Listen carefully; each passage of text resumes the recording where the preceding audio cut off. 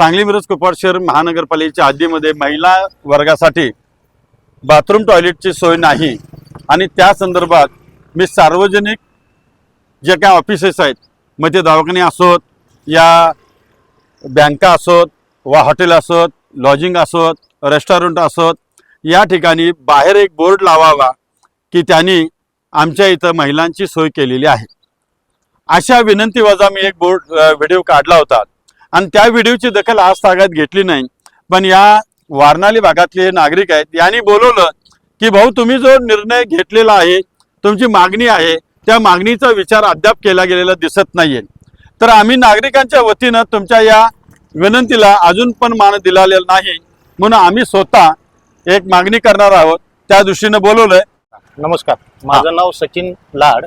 जो महिलांच्यासाठी उचललेला प्रश्न आहे अतिशय स्तुत्य आहे। महिलांच्या आरोग्याच्या दृष्टीनं महिलांसाठी सार्वजनिक तिथं स्वच्छतालय असणं अत्यंत गरजेचं आहे, कारण महिलांसाठी ही सुविधा उपलब्ध नसल्यामुळं महिलांच्या आरोग्याचा प्रश्न फार मोठ्या प्रमाणात निर्माण होतो आणि या बाबतीमध्ये महिला या परस्पर आपापसामध्ये बोलत असतात पण उघडपणे काही बोलत नाहीत। तर सार्वजनिक ठिकाणी महिलांसाठी स्वच्छतागृह, मग ते शासकीय कार्यालय असतील किंवा हॉटेल्स असतील किंवा महापालिकेचे किंवा इतर कार्यालय असतील, पेट्रोल पंप असतील, या ठिकाणी हा बोर्ड लावणं अत्यंत गरजेचं आहे।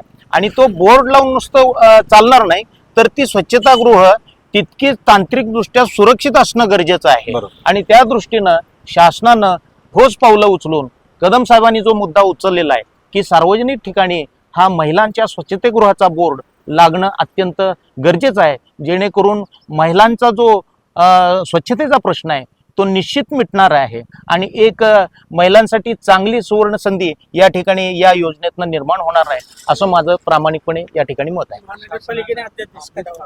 सचिन सर, तुम्ही माझ्या विषयासाठी तुम्ही मला पाठिंबा देण्यासाठी मला बोलवलं, त्याबद्दल पहिल्यांदा मी तुमचा आभार मानतो।